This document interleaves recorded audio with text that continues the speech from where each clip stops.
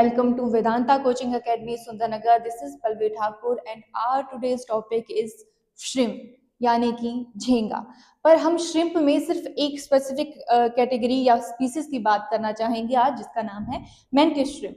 जो mantis shrimp है ये एक टाइप ऑफ स्पीशीज है। अगर हम बड़े स्पीशीज लेवल की या फिर अम्ब्रेला ऑफ स्पीशीज की मेंटिस की बात करें, देखो हम जो मेंटिस है उसको डिफरेंट कुजीन्स में, चाइनीज, इटालियन, डिफरेंट कुजीन्स में भी खाने के लिए यूज करते हैं। ठीक है, पहले हम जान लेते हैं कि मेंटिस जो श्रिम्प है उसका स्ट्रक्चर क्या है, ठीक है, की प्रॉपर्टीज क्या है उसकी। ठीक है, फर्स्टली इसकी जो लेंथ है वो अप्रोक्सीमेटली 10 सेंटीमीटर के अराउंड होती है।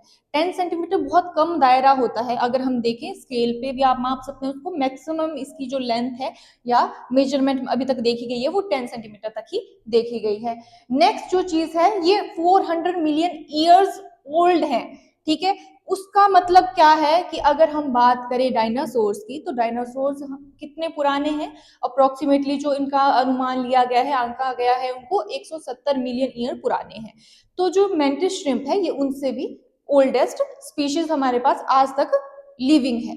नेक्स्ट जो चीज आती है, इन्हें माइक टाइसन ऑफ द सी कहा गया है। माइक टाइसन ऑफ द सी इसीलिए कहा गया है क्योंकि इनकी जो पंचिंग स्पीड है, ठीक है, वो बहुत ज्यादा तेज है। ठीक है, तो उसको कंपेयर किया गया है माइक टाइसन से, जिसके अनुसार इन्हें कौन सा टाइटल मिला है, माइक टाइसन ऑफ द सी का टाइटल मिला है।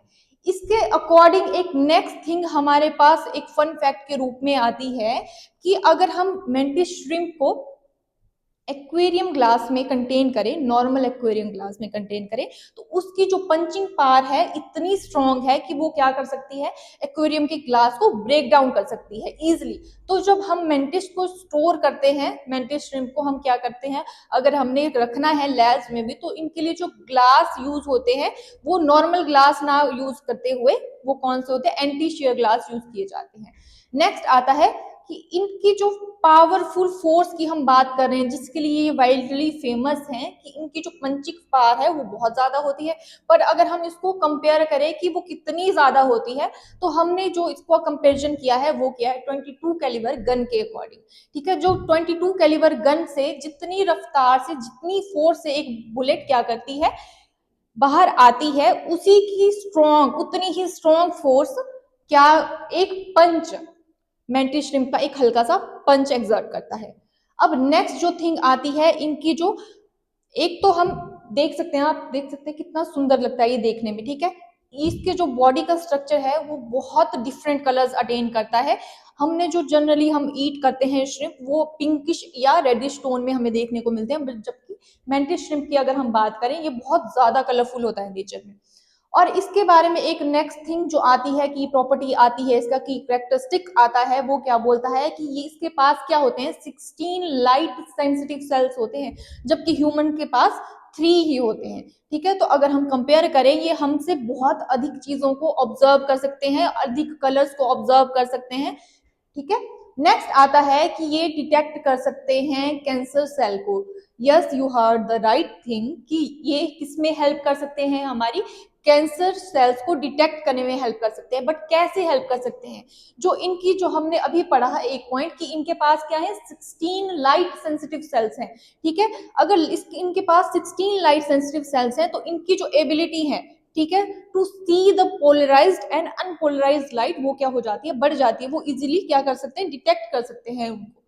नेक्स्ट जो थिंग आती है वो क्या होती है, ये कैसे होते हैं नेचर में, मोनोगैमस इन नेचर। मोनोगैमस का मतलब होता है कि सिर्फ एक पर्टिकुलर पार्टनर के साथ इन्वॉल्व होना थ्रू आउट द लाइफ, उसको मोनोगैमी या मोनोगैमस इन नेचर कहा जाता है।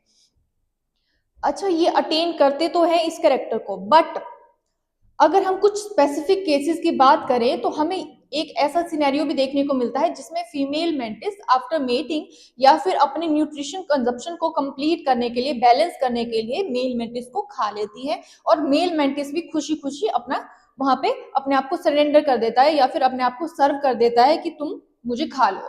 अच्छा, ये क्यों होता है, जब वहां पे क्या होगा, फूड की डेफिशिएंसी होगी, या फिर फीमेल जो जिस इन्वायरमेंट में ये मेंटिस रह रहा है वो उस इन्वायरमेंट में इनको सफिशिएंट अमाउंट ऑफ न्यूट्रिशन नहीं मिल पाएगा, तो वो क्या करती है, मेल मेंटिस को कंज्यूम कर लेती है, जिससे क्या होगा, उसके जो ऑफस्प्रिंग है या फिर जो उनकी क्या रहे, वंश बेसिकली बढ़ता रहे आगे को। नेक्स्ट आता है फीमेल मेंटिस, ये हमने अभी किया आफ्टर मेटिंग, ठीक है, मेटिंग के बाद क्या कर लेगी, कंज्यूम कर लेगी। अब आता है male mantis has inspired a new camera and a body armour. हमने इससे बहुत ज्यादा रिसर्च किया और अभी भी रिसर्च कंटिन्यूटी में है कि हम ऐसा फाइंड आउट करना चाह रहे हैं। अच्छा, इसके जो एक तो हमने बोला कि इसकी ये क्या है, विजिबिलिटी रेट बहुत ज्यादा है, विजिबिलिटी रेट बहुत ज्यादा है, उससे हमने इंस्पायर होकर हम एक कैमरा डेवलप करना चाह रहे हैं जो क्या करेगा, अधिक से अधिक लाइट इमिशन को क्या कर लेगा, कंज्यूम कर पाएगा, basically polarised and unpolarised light को, ठीक है, मैक्सिमम टाइप ऑफ फोटोज को क्या कर पाएगा, कैप्चर कर पाएगा। And next thing is the body armour. Body armour होता है कवच, ठीक है, हम इससे इंस्पायर होकर एक बॉडी आर्मर भी क्या करने की कोशिश कर रहे हैं, बनाने की कोशिश कर रहे हैं। नेक्स्ट थिंग आता है, अच्छा हमने बोला कि ये जो मेंटिस श्रिम्प है, एक तो इनकी अबंडेंस है नेचर में, ऐसा नहीं है कि ये क्या है, क्रिटिकली डेंजर या एंडेंजर्ड स्पीशीज है, बट अबंडेंसी है। But due to climate change, हमारा जो क्लाइमेट है वो क्या कर रहा है, बढ़ता जा रहा है, चेंज होता जा रहा है। और अगर हम मेंटिस श्रिम्प की बात करें, ये मेजरली वार्म एनवायरनमेंट में अच्छे से इवॉल्व होते हैं, ठीक है। बट ये क्या हो रहा है, इनका जो हैबिटेट लॉस होता जा रहा है ड्यू टू क्लाइमेट चेंज, पर इसके ऊपर अभी तक कोई काम नहीं किया गया है। इनको जो जिस कैटेगरी में रखा गया है, अगर हम बात करें तो वो कौन सी कैटेगरी है, लीस्ट कंसर्न कैटेगरी है, बट जबकि इनकी हैबिटेट को बहुत ज्यादा नुकसान पहुंचा है, ठीक है। तो ये था हमारा मेंटिस श्रिम्प, ठीक है। आई होप आपको इंफॉर्मेशन इसके बारे में अच्छी लगी होगी, ठीक है। See you in the next one.